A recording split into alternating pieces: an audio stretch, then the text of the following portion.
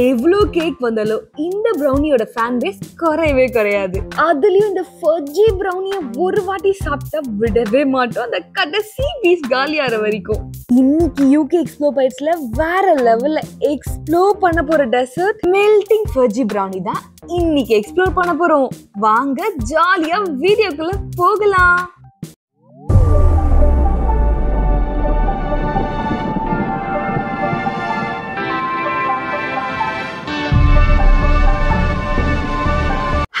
வணக்கம், நீங்க பார்த்துட்டு இருக்கிறது UK explore bites with me Krishna.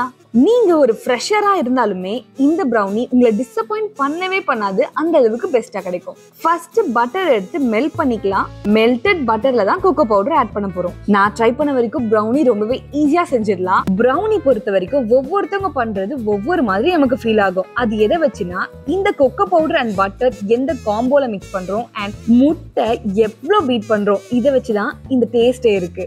சிலது கொஞ்சம் ஹார்ட் ஆகலாம், சிலது கொஞ்சம் கிராக் விடாம போகலாம், சிலது கிராக் அதிகமா விட்டுறலாம். ஒரு சில ப்ரௌனி கிரீமியாவும் ட்ரையாவும் வெட்டாவும் டிஃப்ரெண்ட் ஸ்ட்ரக்சர்ஸ்ல கிடைக்கும். சோ நம்ம பண்ற ப்ரௌனி கேக்கியா இருக்கணுமா இல்ல ஃபஜ்ஜியா இருக்கணுமா இல்ல ஸ்பாஞ்சியா இருக்கணுமான்றது நம்ம இன்கிரீடியன்ட்ஸ் ஆட் பண்ற ப்ரொபோர்ஷன்ல தான் இருக்கு. இன்னைக்கு நம்ம one of the brownie pattern தான் பார்க்க போறோம். எப்படி இருந்தாலும் ப்ரௌனி டேஸ்ட் கண்டிப்பா அட்டகாசமா வரும். மெல்டட் பட்டரோட கோகோ பவுடர் ஷிஃப்ட் பண்ணிக்கலாம், ஏன்னா கோகோ பவுடர்ல ரா கண்டென்ட் இருக்கும். இது கூடவே சுகரையும் ஆட் பண்ணிக்கிறேன். நம்ம எவ்வளவு அளவுக்கு பீட் பண்றோமோ அந்த அளவுக்கு நம்மளுக்கு ஏர் ஃபார்ம் ஆகும். ஓவராவும் பீட் பண்ணிடக்கூடாது, அண்டராவும் பீட் பண்ணிடக்கூடாது. ஹேண்ட் மிக்சர் கூட யூஸ் பண்ணிக்கலாம். மைதா போடுறதுக்கு முன்னாடி எவ்வளோ ஸ்பீட் வேணா யூஸ் பண்ணிக்கோங்க. மைதா போட்ட பிறகு 1 ஸ்பீட்லயே மெயின்டைன் பண்ணிக்கோங்க. முடிஞ்ச அளவுக்கு கரண்டி பயன்படுத்தினாவே போதுமானதா இருக்கும், ஏன்னா அப்பதான் ஹார்ட் ஆகாம இருக்கும். இந்த ஸ்டேஜ்ல நல்லா பீட் பண்ணணும்.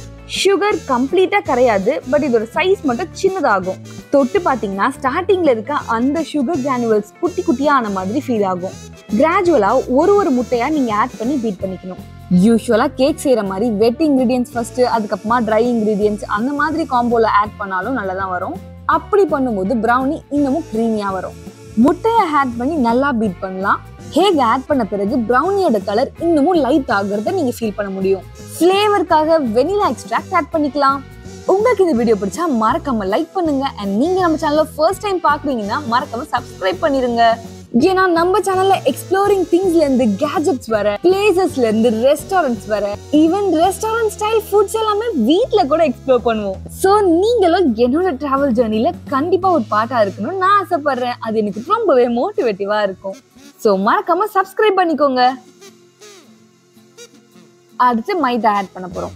யூஸ்வலா கேக்ல போடுற மைதா அளவுக்கு இது அதிகமா இருக்காது, கம்மியான குவாண்டிட்டி தான் நம்ம மைதா ஆட் பண்ண போறோம். அப்பதான் சாக்லேட் ஃபிளேவர் ரொம்பவே என்ஹான்ஸ்டா தெரியும். மைதாவையும் ஷிஃப்ட் பண்ணி ஆட் பண்ணிக்கலாம். ஆல்ரெடி நம்ம ஆட் பண்ண எக் அண்ட் கோகோ பவுடரோட கலர் ரொம்பவே லைட் ஆனதை நீங்க ஃபீல் பண்ண முடியும். இந்த ஸ்டேஜ்ல நம்ம ஆட் பண்ணிக்கலாம். இதுக்கப்புறம் நம்ம விஸ்கோ இல்ல ஹேண்ட் பிளெண்டரோ யூஸ் பண்ணாம இருக்கிறது ரொம்பவே நல்லது. அப்பதான் ப்ரௌனி ரொம்ப டைட் ஆகாம அவாய்ட் பண்ணிக்க முடியும். சிலிகான் ஸ்பேச்சுலா மாதிரி யூஸ் பண்ணி ஜஸ்ட் ஃபோல்ட் மெத்தட் பண்ணா போதும். ஜஸ்ட் ஹோலா திருப்பி விட்டு சென்டர்ல ஃபோல்ட் பண்ணிடணும். திருப்பி ஹோலா திருப்பி விட்டு சென்டர்ல ஃபோல்ட் பண்ணிடணும். இந்த ப்ராசஸே நம்ம ரிப்பீட் மோட்ல கம்ப்ளீட்டா எல்லாமே மிக்ஸ் ஆகிற வரைக்கும் பண்ணணும். ஓவன் ஆர் தவா ஆல்ரெடி ப்ரீ ஹீட்டிங்ல வச்சுக்கோங்க. ஓவன் 270 டிகிரி ஃபாரன்ஹீட்ல வச்சுக்கலாம். ப்ரௌனி லே பண்ண போற மோல்ட்ல பட்டர் தடவி பார்ச்மெண்ட் பேப்பர் போட்டிருக்கேன். இந்த மோல்ட் கொஞ்சம் திக்கா இருக்க மாதிரி பாத்துக்கோங்க. நம்ம இன்னைக்கு ப்ரௌனிக்குள்ள மெல்டட் சாக்லேட் வர மாதிரி செய்ய போறோம். ப்ரௌனிக்கு ப்ரிப்பேர் பண்ண பேட்டர், இந்த டேஸ்டியான ப்ரௌனி பேட்டரை ஃபர்ஸ்ட் லேயர் ஆட் பண்ணிக்கலாம். நம்ம இந்த ப்ரௌனியை 2 லேயர்ல செய்ய போறோம். ஃபர்ஸ்ட் ப்ரௌனி பேட்டரை பேன் ஃபுல்லா ஃபில் பண்ணிக்கலாம். இதுக்கு மேல சாக்லேட் நல்லா சாப் பண்ணி வச்சுக்கலாம். சாப் பண்ண சாக்லேட்டை ஈவனா ஸ்ப்ரெட் பண்ணிக்கலாம். நான் இன்னைக்கு டார்க் காம்பவுண்ட் சாக்லேட் தான் யூஸ் பண்ணிருக்கேன். நீங்க லைட் காம்பவுண்ட் சாக்லேட் இல்லனா மில்க் சாக்லேட் கூட யூஸ் பண்ணிக்கலாம். எல்லாத்துலயுமே ரிசல்ட் ரொம்பவே நல்லா வரும். நான் ஒரு சின்ன தப்பு கணக்கு போட்டுட்டேன். பேட்டர் ரொம்பவே லைட்டா வந்தனால கொஞ்சம் டார்க் சாக்லேட் ஆட் பண்ணா கலர் என்ஹான்ஸா தெரியும்னு நினைச்சேன். பட் நல்லா குக் ஆன பிறகுதான் எல்லாமே ப்ரௌன் ஆனது நான் ஃபீல் பண்ண முடிஞ்சது. நீங்க இந்த ஸ்டேஜ்ல லைட் காம்போ சாக்லேட்டை யூஸ் பண்ணிக்கோங்க, அது இன்னும் பெட்டரா இருக்கும். இல்லனா மில்க் சாக்லேட்டை யூஸ் பண்ணிக்கலாம், இன்னும் சூப்பரா இருக்கும். சாக்லேட் போட்டு முடிச்ச உடனே இன்னும் எடுத்து வச்ச அந்த பேட்டர், ப்ரௌனி பேட்டரை ஆட் பண்ணி ஃபில் பண்ணிக்கலாம். உங்களுக்கு தேவைன்னா நீங்க கம்ப்ளீட்டா மொத்த பேட்டரியுமே போட்டுட்டு அதுக்கு மேலேயும் நீங்க சாக்லேட் ஃபில்லிங் போடலாம். அது ப்ரௌனிக்கு அன்ஈவன் ஷேப் கொடுக்கும்ன்றனால நான் இந்த மாதிரி பேட்டர்ன் ஃபாலோ பண்ணேன். இது ரொம்பவே நல்லா வந்துச்சு. ப்ரௌனிக்கு மேல டாப்பிங்ஸா நீங்க நட்ஸ்லாம் யூஸ் பண்ணிக்கலாம். வால்நட், ஆல்மண்ட் இது எல்லாமே சூப்பரா இருக்கும். நான் இன்னைக்கு சாக்லேட் தான் போட போறேன். இல்லனா எதுவுமே போடாம பிளெயின் ப்ரௌனி கூட நீங்க செய்யலாம். ஆல்ரெடி அவன் 270 to 300 ஃபாரன்ஹீட்ல ப்ரீஹீட் பண்ணியாச்சு.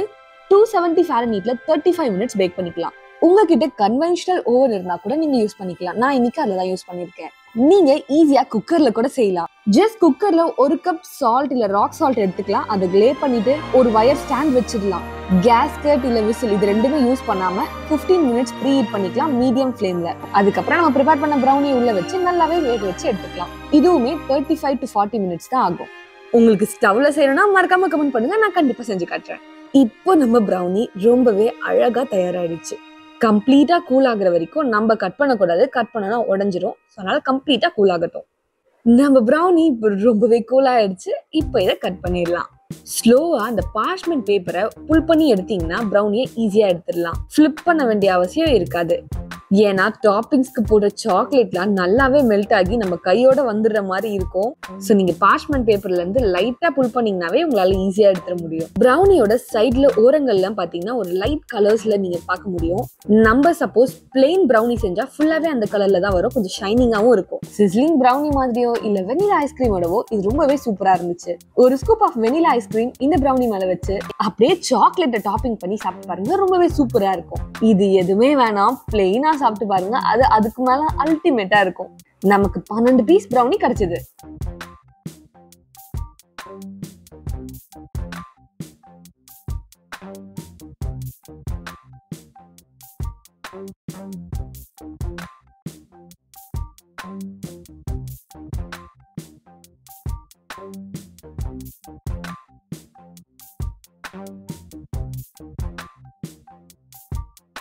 ரொம்பவே சூப்பரான ஃபஜ்ஜி ப்ரௌனி சாப்பிடலாமா?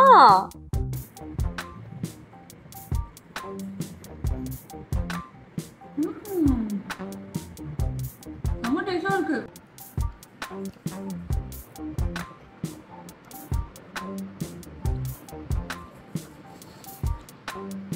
இது பாருங்க, சாக்லேட் செம்மையா மெல்ட் ஆகி இருக்கு. செம்ம ஸ்பாஞ்சியாவும் இருக்கு. கண்டிப்பா ட்ரை பண்ணி பாருங்க. Clinically tested by myself in my chemistry lab. வேற லெவல் இருந்துச்சு. நீங்களும் ட்ரை பண்ணி பாருங்க. டாடா பாய். இந்த வீடியோ பிடிச்சா மறக்காம லைக் பண்ணுங்க, ஷேர் பண்ணுங்க, சப்ஸ்கிரைப் பண்ண மறந்துடாதீங்க. இன்னொரு சூப்பர் எக்ஸ்ப்ளோரிங் வீடியோல பார்க்கலாம். டாடா பாய்.